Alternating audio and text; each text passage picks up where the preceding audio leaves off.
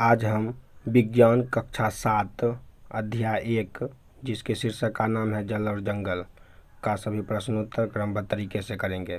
प्रश्न 1, निम्नलिखित कथन सत्य हैं अथवा असत्य? क, वर्षा जल का चरम स्रोत है, सत्य। ख, नदियों का जल खेतों में सिंचाई का एकमात्र साधन है, असत्य। ग, जल की कमी की समस्या का सामना केवल ग्रामीण क्षेत्रों के निवासी करते हैं, असत्य। प्रश्न 2, रिक्त स्थानों की पूर्ति कीजिए।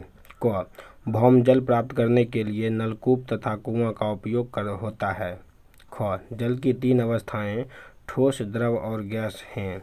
ग, भूमि की जल धारण करने वाली परत को भौम जल स्तर कहते हैं।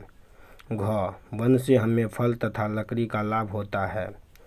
अंगों, वन में छायावन पत्तियां और जंतु मृदा को समृद्ध करते हैं। च, सूक्ष्म जीवों द्वारा मृत पादपों पर क्रिया से ह्यूमस बनता है। यहाँ जितने भी नीला कलर में कलर किया गया है ये सभी रिक्त स्थान हैं जिनको भरा गया है।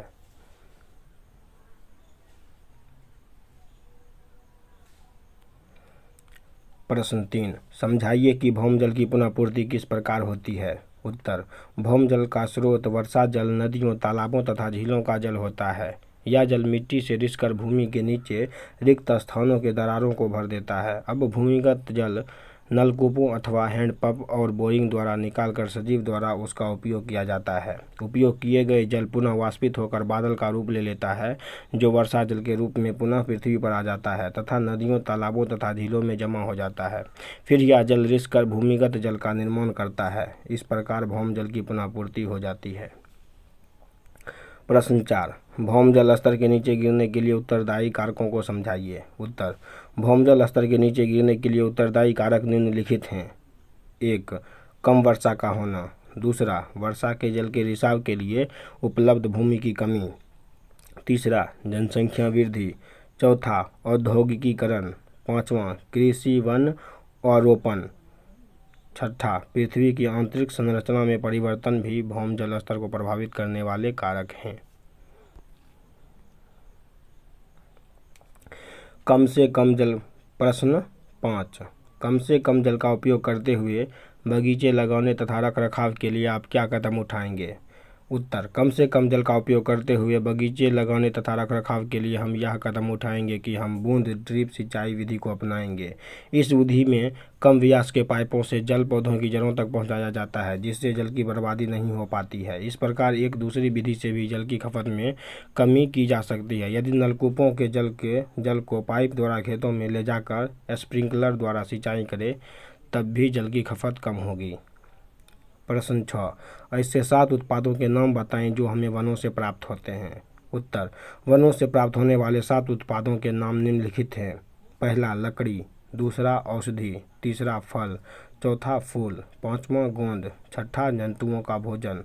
सातवां, शहद, इमारती लकड़ी इत्यादि बहुत सारे हैं।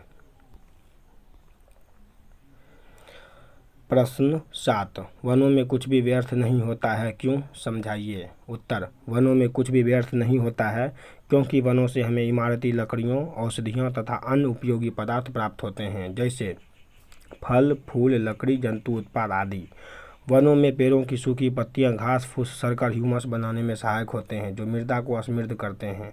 यदि हम वन के किसी एक घटक को हटा लें तो अन्य घटक प्रभावित होने लगते हैं। अतः हम कह सकते हैं कि वनों में कुछ भी व्यर्थ नहीं होता है। प्रश्न 8, अपघटक किसे कहते हैं? या वन एवं जीवों की वृद्धि में किस प्रकार सहायक हैं?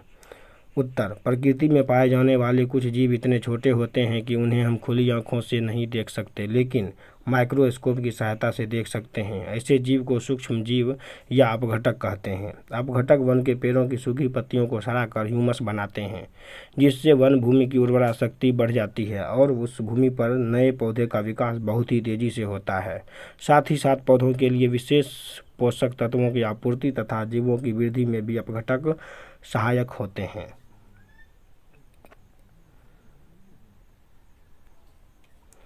प्रश्न 9, ऑक्सीजन और कार्बन डाइऑक्साइड का संतुलन बनाए रखने में वनों के योगदान को समझाइए। उत्तर, सभी जीव जंतु श्वसन में ऑक्सीजन लेते हैं और कार्बन डाइऑक्साइड बाहर मुक्त करते हैं।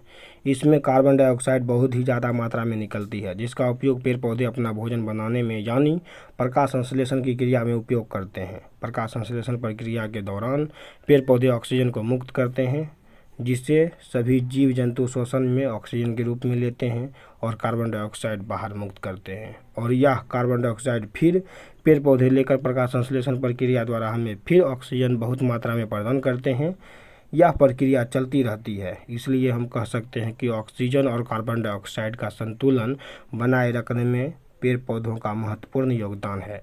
यह वीडियो यहीं पर समाप्त होती है। अगर यह वीडियो आपको अच्छी लगी हो तो वीडियो को लाइक करें और चैनल को सब्सक्राइब करें। सर्च करें ABCD पांडव सर और पाएं NCERT के सभी किताबों के प्रश्न उत्तर हमारे चैनल पर। धन्यवाद।